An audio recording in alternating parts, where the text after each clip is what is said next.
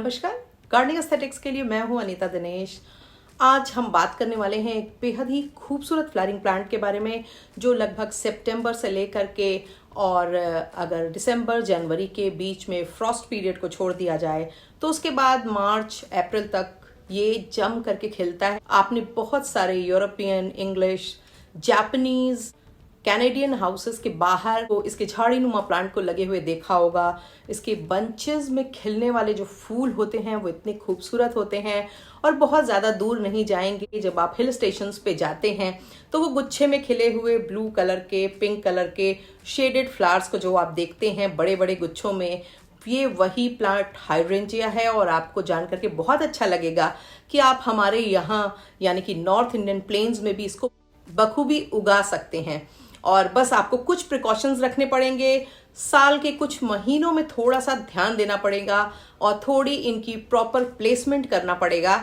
फिर ये प्लांट आपके यहाँ सालों साल बना रहेगा, क्योंकि इसकी जो नेचुरल एज होती है वो लगभग 50 सालों के करीब होती है। और आप अक्सर देखते होंगे जब हिल स्टेशंस पे जाते होंगे, वहाँ पर रास्तों में, होटल्स में, लोगों के घरों के बाहर इसके खिले हुए बड़े बड़े जो बंचेस हैं वो आपको एक ऐसी मेमोरी देते हैं जो शायद आपकी उस विजिट से एसोसिएट करके ता जिंदगी आपके मन में बनी रहती है। बहुत सारे कलर्स में, वाइट, पर्पल, ब्लू, पिंक, तमाम कलर्स में ये फ्लावर खिलते हैं। मैं बहुत पहले एक बार जब मैं दार्जिलिंग गई थी तो वहां से मैं इसके कुछ प्लांट्स ले आई थी, पर वो प्लांट 6-7 महीने तो चले, उनमें एक आध बार फ्लावरिंग भी हुई, फिर वो नहीं चले। मुझे लगा हो सकता है ये हिल्स के फ्लावर हैं और हमारे यहाँ ना चलें। फिर मगर पिछली साल जो है वो मुझे यहाँ पे नर्सरी में हाइड्रेंजिया के कुछ प्लांट्स मिले और मैंने उनको लाके लगाया। और आप यकीन मानिए कि थोड़ी सी तैयारी के साथ उनको लगाया। जब बहुत ज़्यादा मई जून में गर्मी पड़ती है उनका थोड़ा खास ख्याल रखा और आप जानिए कि ये प्लांट अब अच्छे हो चुके हैं। इनमें पिछली साल खूब जम के फ्लावरिंग हुई। तो इस बार मैं जब नर्सरी गई तो मैं ये 2 वेरीगेटेड हाइड्रेंजिया के प्लांट ले आई, क्योंकि मुझे लगा कि इनकी जो पत्तियां हैं वो भी इनके फूलों जैसी ही खूबसूरत हैं। तो चलिए देर नहीं करते हैं, जल्दी से वीडियो को शुरू करते हैं। सारी जो रिक्वायरमेंट्स हैं उनमें सबसे इम्पॉर्टेंट है सॉयल। सॉयल आपको वेल ड्रेनिंग तो होनी चाहिए, पर इतनी क्विक एंड फास्ट ड्राइंग या ड्रेनिंग नहीं होनी चाहिए, क्योंकि इस प्लांट को नमी की ज़रूरत होती है और इसकी जो वाटर रिक्वायरमेंट है वो काफ़ी ज़्यादा है। इसलिए मिट्टी हम पोरस तो बनाएंगे, पर उसमें मॉइस्चर कंटेन रखने की कैपेसिटी होनी चाहिए। और इसके लिए उसमें लीफ मोल्ड और कंपोस्ट का जो है वो एक अच्छी क्वांटिटी यूज़ करेंगे। यानी कि हम अपनी सॉयल में अगर 40% गार्डन सॉयल यूज़ कर रहे हैं तो हम उसमें सिर्फ 20% सैंड यूज़ करेंगे और रेस्ट ऑफ द अमाउंट में हम कोई भी कंपोस्ट, काउ डंग या फिर वर्मी कंपोस्ट और साथ ही साथ लीफ मोल्ड इसको ज़रूर यूज़ करेंगे, सो दैट कि मिट्टी पोषक भी हो और नमी बनाए रखने वाली भी हो। और दूसरी सबसे इम्पॉर्टेंट चीज़ है कि ये प्लांट की जो सनलाइट की रिक्वायरमेंट है वो बहुत ज़्यादा नहीं होती है। आप इनको शेड में लगा सकते हैं और ख़ासकर हम लोग जो नॉर्थ इंडिया में रहते हैं वहाँ पे विंटर्स में भी ठीक ठाक धूप मिलती है प्लांट्स को। तो अगर आप ईस्ट में और नॉर्थ में लगाएंगे तो आपके प्लांट के लंबे समय तक चलते रहने के पूरे आसार होते हैं। इसलिए इनको ईस्ट या नॉर्थ में रखने के लिए जगह का चुनाव करें। अगर आपके पास जगह नहीं है तो आप अपनी बैल्कनी में, अपने गार्डन में एक ऐसी जगह को चुनें जो किसी पेड़ के नीचे हो या रिलेटिवली शेडी हो, जहाँ पे आफ्टरनून का जो सन है वो बहुत तेज न लगता हो। क्योंकि हमारे यहाँ इस प्लांट के ख़राब होने का जो समय है वो सबसे ज़्यादा जो प्रॉब्लमेटिक पीरियड होगा वो होगा मई और जून, क्योंकि उस समय इतनी ज़्यादा हीट होती है कि इसके प्लांट जल जाते हैं। दूसरा क्योंकि इनकी पानी की रिक्वायरमेंट ज़्यादा होती है और ऐसे में आपको गर्मियों में इनको दोनों टाइम पानी डालते रहना पड़ सकता है। अदरवाइज़ आपको ये देख के पता चल जाएगा, क्योंकि इस तरह से इस प्लांट की जो पत्तियां हैं वो एकदम, अगर आपने एक टाइम भी पानी मिस कर दिया तो बुरी तरह से झुलस जाती हैं, लटक जाती हैं और आपको प्लांट को देख के ही पता चल जाएगा कि वो थर्स्टी है और उसको पानी की ज़रूरत है। सनलाइट के साथ ही मैंने आपको बता तो दिया ही कि पानी इस प्लांट को काफ़ी चाहिए। यानी कि गर्मियों में हमारे यहाँ जिस तरह का मौसम है, दोनों टाइम थॉरली वाटरिंग की इस प्लांट को ज़रूरत है। सर्दियों में आप एक बार तो इसको आपको पानी डालना पड़ेगा और सर्दियों में आप इसको हल्का सा सनलाइट एक्सपोजर बढ़ा सकते हैं, यानी कि वेस्ट में या फिर आप इसको साउथ में भी, जहाँ बहुत सीधी धूप ना हो और अगर अपोजिट डायरेक्शन से पेड़ों का शेड मिल रहा हो या पेड़ों के नीचे हो, तो अच्छा रहेगा, पर तब भी ये प्लांट हेल्दी रहेगा और उसमें फ्लावरिंग अच्छी होगी और अच्छे बंचेस बनेंगे फ्लावर के। और आप तो जानते ही हैं हमारे यहाँ नॉर्थ इंडिया में 15 दिसंबर से लेकर के 15 जनवरी तक का जो समय होता है उसमें बहुत बार पाला पड़ने की चांसेस होते हैं और कई बार बारिश भी अच्छी खासी हो जाती है और इस प्लांट को फ्रॉस्ट से प्रॉब्लम होती है। हालांकि उतना ज़्यादा सेंसिटिव नहीं है, 2-4 फ्रॉस्ट न झेल पाए, पर अगर लंबे समय तक फ्रॉस्टी कंडीशन बनी रहेंगी या रेनिंग होती रहेगी विंटर्स में तो इस प्लांट के ख़राब होने के चांसेस होते हैं। इसलिए आप कोशिश करें कि इसको बड़े पॉट में लगाएं और बड़े पॉट में लगाने का बेनिफिट ये होगा कि जब अगर मौसम बहुत ज़्यादा एडवर्स होने लगेगा तो आप इसको शेड में लाकर रख सकते हैं, अंदर की तरफ रख के रख सकते हैं।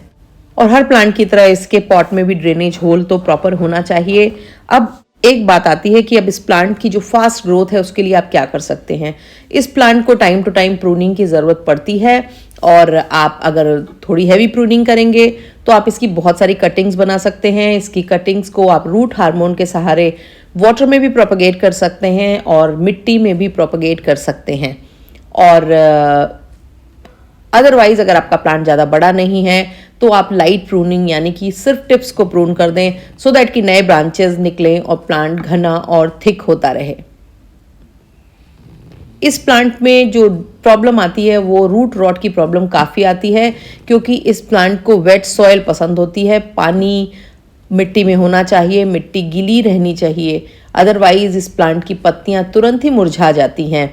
3-4 घंटे के बाद ही आपको लगेगा कि अब इसको फिर से पानी की ज़रूरत पड़ रही है। इसलिए एक तो इससे बचने का जो 2 मेरे पास जो सुझाव हैं वो ये है, पहला तो आप कोशिश करिए इसको बड़े प्लास्टिक पॉट में लगाइए पर नीचे ड्रेनेज होल बहुत सारे होने चाहिए।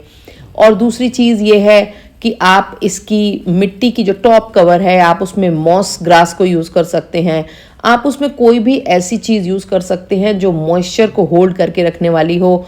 आप ऊपर मल्चिंग कर सकते हैं, लीफ मोल्ड्स यूज़ कर सकते हैं सो दैट कि इसकी मिट्टी के अंदर की नमी बनी रहे।